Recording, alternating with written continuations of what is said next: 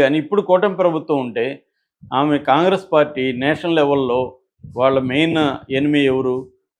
NDA.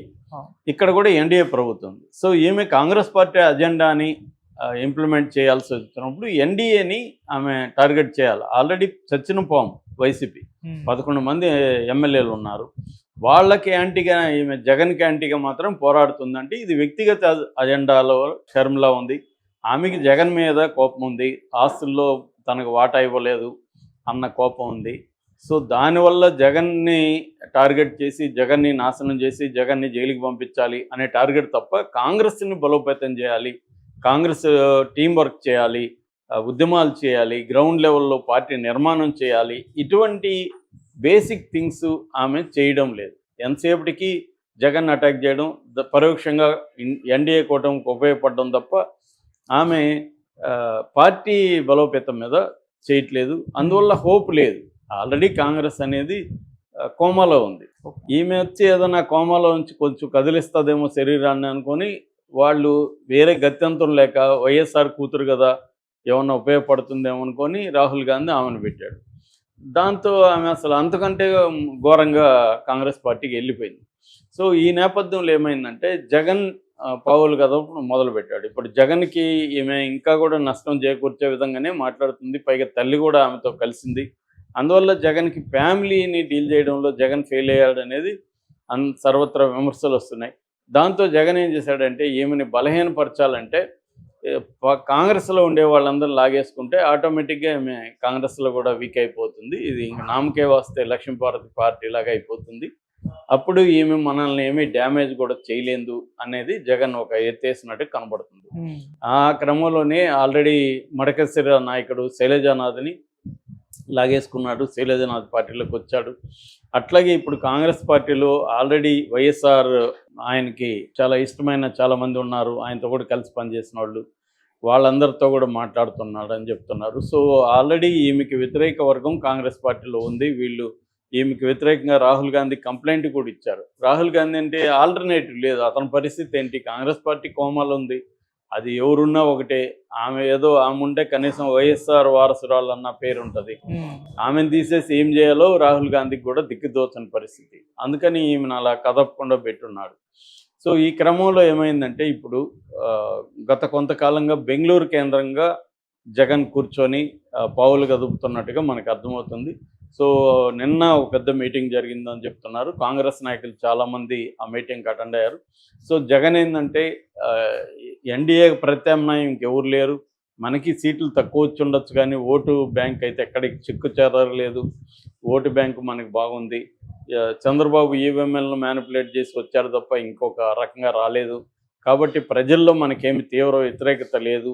ప్రజలు 40% ప్రజలు మనకి ఓటేశారు.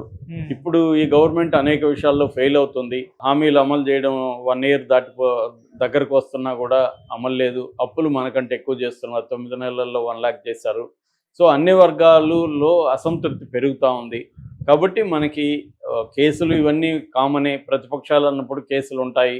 వీటిని మనం ధైర్యంగా ఎదుర్కొని నిలబడితే మళ్ళీ భవిష్యత్తు నేను మిమ్మల్ని చూసుకుంటాను అన్న ఒక హామీనిచ్చి వాళ్ళని ఇటు చేర్చుకుంటున్నట్టుగా అవుతుంది. ఎందుకంటే ఇప్పుడు షర్మిలాతో కాంగ్రెస్లో ఉన్న నాయకులు కూటమిలోకి వెళ్ళడం వల్ల వాళ్ళకి ఒరిగేదేం లేదు. ఆల్రెడీ కూటమిలో 164 ఎమ్మెల్యేలు ఉన్నారు, విపరీతంగా కేడర్ ఉంది, ద్వితీయ శ్రేణి తృతీయ శ్రేణి నాయకులు ఉన్నారు.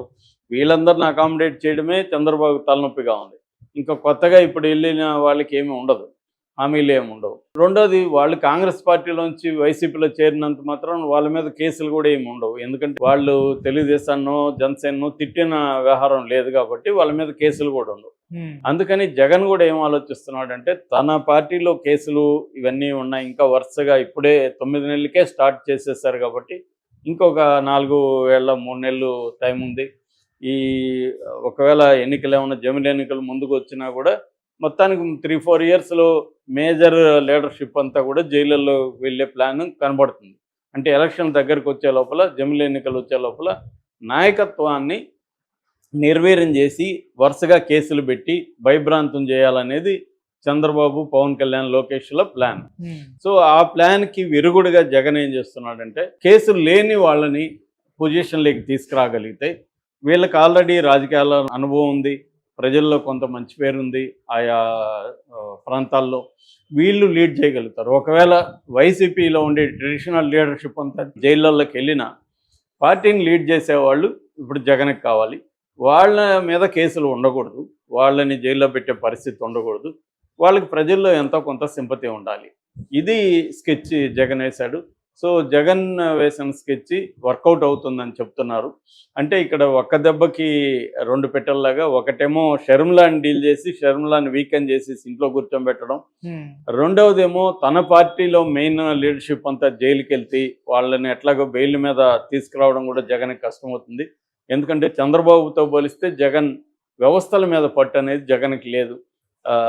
చంద్రబాబు ప్రతిపక్షంలో కూర్చొని కూడా జగన్ని పనిచేయనీయకుండా 2 ఏళ్ల పాటు కోర్టుల ద్వారా ముప్పు తిప్పలు పెట్టగలిగిన చరిత్ర చంద్రబాబు. జగన్కి ఏమో డిఫెన్స్లోకి వెళ్ళిపోయాడు. డిఫెన్స్లో కూడా పూర్ డిఫెన్స్ ఆడుతున్నాడు. తన ఇప్పుడు వంశీ అరెస్ట్ అయ్యి ఎన్ని రోజులైంది, పోసాని కృష్ణమురళి అరెస్ట్ అయ్యాడు, నందిగం సురేష్, వీళ్ళందరినీ బయటికి తీసుకురావడంలో జగన్ ఫెయిల్యూర్ క్లియర్గా కనిపిస్తుంది. సో ఇప్పుడు పోసాని మీద వరుసగా ఆల్రెడీ 3 వారెంట్లు ఇష్యూ చేశారు, పీటీ వారెంట్లు. ఆల్రెడీ 17 కేసులు ఉన్నాయి. సో అతను ఇప్పుడిప్పుడే రాడు, కనీసం 1 year 2 years పోసాని బయటికి రాడు. వంశీ అంతే, వంశీ మీద కూడా 20 కేసుల పైన పెట్టుకుంటూ వెళ్తున్నారు. నిన్న కూడా పెట్టారు ఒక కేసు కొత్తది. సో ఇలాగ వంశీని రానియరు. ఇట్లాగే రోజా లైన్లో ఉన్నారు, కొడాలి నాని, అంబటి రాంబాబు, పేరు